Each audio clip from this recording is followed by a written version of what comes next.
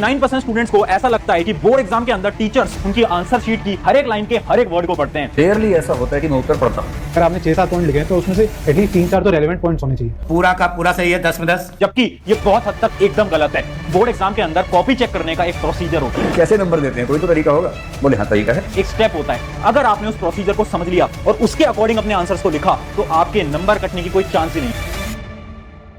सो hi everyone, मेरा नाम है Prashant, mentor of thousands of students, और आज आप सभी की सबसे बड़ी प्रॉब्लम बोर्ड एग्जाम का सॉल्यूशन लेकर आपके सामने आ चुका हूं। अगर इस वीडियो को पूरा देखते हो, गारंटी से बता देता हूं 10 से 15 नंबर बोर्ड एग्जाम के अंदर इंक्रीज होने वाले हैं। पता है क्यों? क्योंकि आज मैं आपको सीक्रेट्स बताने वाला हूं कि बोर्ड एग्जाम के अंदर कॉपीज चेक कैसे की जाती हैं। अगर आपको यह पता चल गया ना कि बोर्ड एग्जाम में कॉपीज ऐसे चेक होती हैं, तो आपको यह पता चल जाएगा कि बोर्ड एग्जाम में अच्छे मार्क्स लाने के लिए अपने आंसर्स को आपको लिखना कैसे होता है। सारी चीजें आपके लिए लेकर आया हूं। इस वीडियो को बनाने के लिए हमने कई टीचर से बात करी जो कि CBSE board, ICSE board, India के जितने भी बोर्ड्स हैं उनके अंदर कॉपीज को चेक करते हैं। जब मैं उनसे मिला तो मैंने उनसे कुछ सवाल पूछे और उन सवाल को मैं यहां पर लिखकर भी लेकर आया हूं। पहला सवाल मैंने उनसे पूछा, can teacher cut mark bye their own? क्या टीचर अपनी मर्जी से किसी भी स्टूडेंट के मार्क्स काट सकता है? एक टीचर को पसंद नहीं आया आंसर तो क्या वो मार्क्स काट सकता है? क्या यह बात सच है? दूसरा सवाल, partial marking, step wise marking, क्या बोर्ड एग्जाम के अंदर स्टेप वाइज मार्किंग होती है? क्योंकि बहुत सारे स्कूल के अंदर तो बोलते हैं कि स्टेप वाइज मार्किंग होती नहीं है। तीसरा सवाल, हार्ड और इजी चेकिंग, क्या चेकिंग बहुत ज्यादा मुश्किल होगी या बहुत ज्यादा आसान होगी? ये सवाल भी मैंने पूछा। और लास्ट, प्रेजेंटेशन से मार्क इंक्रीज होते हैं क्या? ये बड़ा इंपॉर्टेंट सवाल था, सब पूछते हैं। अगर हम अच्छा सजा सजा के लिखेंगे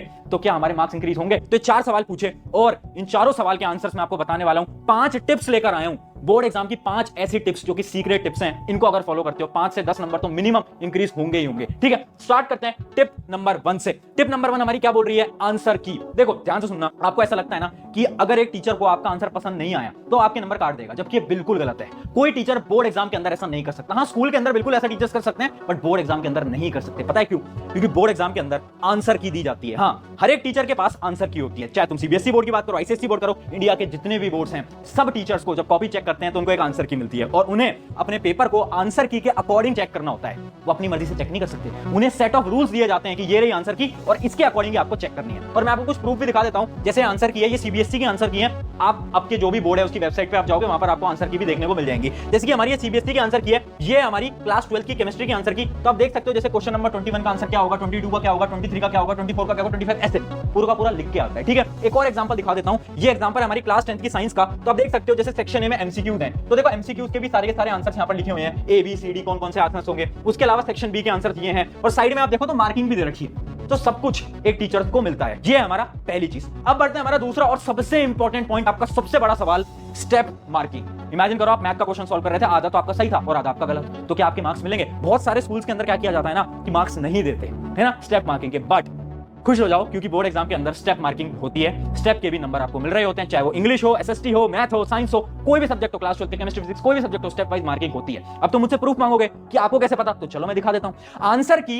ये बोलती है कि स्टेप वाइज मार्किंग करनी पड़ेगी। देखते हैं, जैसे कि ये एक आंसर की है, ये है इंग्लिश की, ये है इंग्लिश की आंसर की। यहां पर ध्यान से देखना ऊपर क्या लिखा है, फॉर्मेट के 1 नंबर, कंटेंट के 2 नंबर और ऑर्गेनाइजेशन ऑफ आइडिया के 1 नंबर और एक्यूरेसी के 1 नंबर। मतलब जब ये किसका है, ये एक लेटर राइटिंग का सवाल है, तो टीचर्स को बोला जाता है अगर एक स्टूडेंट सिर्फ फॉर्मेट भी सही लिख के आता है ना तो उसको 1 नंबर तो देने पड़ेंगे। लिखा हुआ है, ये टीचर काट नहीं सकते, लिखा हुआ है। उसके अलावा अगर स्टूडेंट कंटेंट अच्छा लिखता है तो उसे 2 नंबर मिल रहे हैं। अगर उसके ऑर्गेनाइजेशन ऑफ आइडियाज अच्छे हैं तो उसको 1 नंबर। और एक्यूरेसी, एक्यूरेसी का मतलब ग्रामर, जो ग्रामर पार्ट होता है, अगर उसने ग्रामर सही से लिखी है, करेक्ट स्पेलिंग्स लिखी है, तो उसे 1 नंबर। तो ऐसे जो आपकी लेटर राइटिंग होती है वो डिवाइडेड होती है। ठीक है, तो अब ऐसा मत करना कि तुम्हें सवाल नहीं आ रहा तो तुम उसे छोड़ के आ रहे हो। एटलीस्ट फॉर्मेट भी लिखते हो ना, उसके भी 1 नंबर मिल रहे हैं यार, उसके भी 1 नंबर लिखने हैं, उस नंबर को क्यों खो रहे हो? लिख कर आओ। ठीक है, इसका एक और एग्जांपल दिखाते हैं, जैसे कि मैथ्स का आप देख सकते हो। मैथ्स का एक ऐसे अपना क्वेश्चन है, उस क्वेश्चन में अगर आप एक पार्ट भी सही करके आते हो ना, जैसे कि अगर आप एक छोटा सा पार्ट भी सही करके आते हो ना, तो आपको यहां पर दिखेगा उसके कितने नंबर है, आधे मार्क्स हैं। अगला पार्ट सही करा तो आधे मार्क्स, अगला पार्ट सही करा तो आधे मार्क्स, मतलब मार्क्स मिलते हैं स्टेप के। ठीक है, तो अब वो जो तुम डरते रहते हो, बार बार पूछते रहते हो यार बोर्ड एग्जाम आ रहे हैं, बोर्ड एग्जाम आ रहे हैं, डरो मत,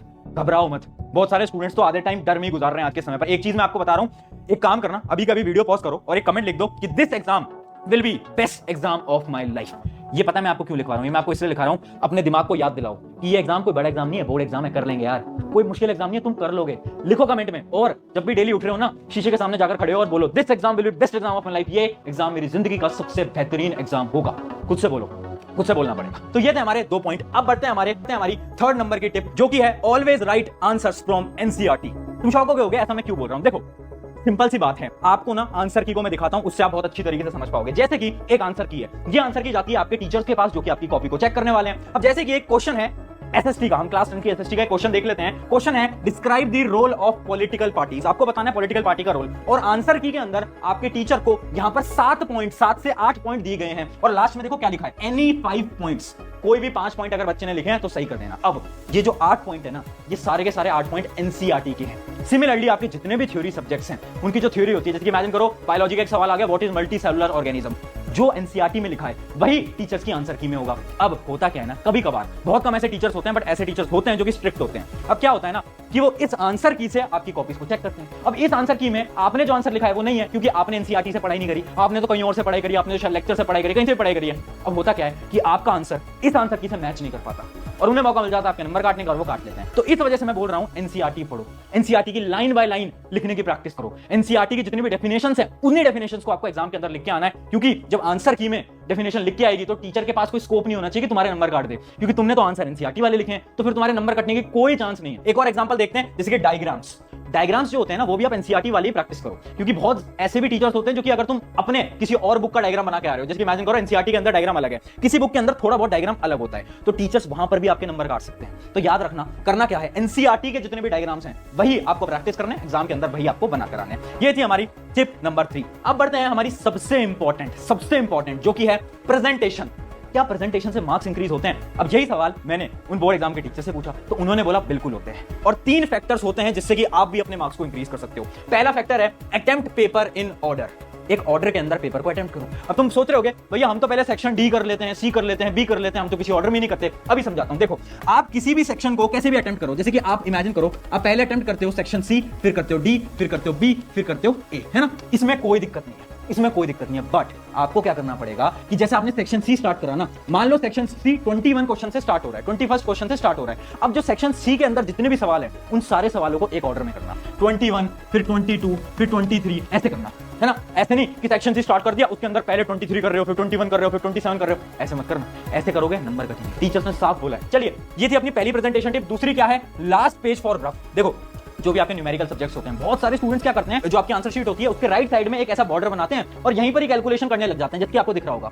अब ये जो चीज होती है ना, ये आपके पेपर को बहुत बेकार बनाती है, प्रेजेंटेशन बहुत खराब कर देती है। आपको ऐसे नहीं करना है, इस बच्चे की तरह आपको नहीं करना है। आपको क्या करना है, आपको जो लास्ट के 2 पेजेस हैं उनके ऊपर रफ हेडिंग डालनी है, और वहां पर आपको जितने भी रफ काम करना है वहां करो, उस पर आप कुछ भी करो, कोई फर्क नहीं पड़ता, कोई टीचर नहीं देखता, बट ऐसे मत करना प्लीज। ऐसे करोगे ना तो बहुत इंप्रेशन बेकार जाता है। ऐसा मैं नहीं बोल रहा, ऐसा टीचर्स बोल रहे हैं कि इंप्रेशन बहुत बेकार जाता है, और कहीं ना कहीं उन्हें उतना मजा नहीं आ पाता। ठीक है, आगे बढ़ते हैं। और ये हमारी प्रेजेंटेशन की लास्ट टिप, जो कि है कीवर्ड स्ट्रैटेजी। देखो कीवर्ड स्ट्रैटेजी मैं आपको बहुत बार बता भी चुका हूं। ये जो अपनी कीवर्ड स्ट्रैटेजी होती है ना, इसके अंदर देखो आपको क्या करना होता है, मैं आपको एक बार दिखा भी देता हूं। जैसे ये आंसर है, ये टॉपर बच्चे की आंसर शीट है। अब आपको क्या करना होगा, जितने भी इंपॉर्टेंट वर्ड्स हैं ना आंसर्स में से, उनको मार्क करना है, उनको हाईलाइट करना है पेंसिल से। जैसे कि ये लिख रखा है इसने न्यूरोट्रांसमीटर, क्यों मार्क करा है ये इसलिए मार्क करा है ताकि जब एक एग्जामिनर इसकी कॉपी चेक कर रहा होगा ना, तो डायरेक्टली देखेगा अच्छा इस बच्चे ने न्यूरोट्रांसमीटर लिखा हुआ है, ठीक है, मतलब इसको तो आता है आंसर, और यहीं पर ही वो टिक करेंगे और वो आगे बढ़ जाएंगे।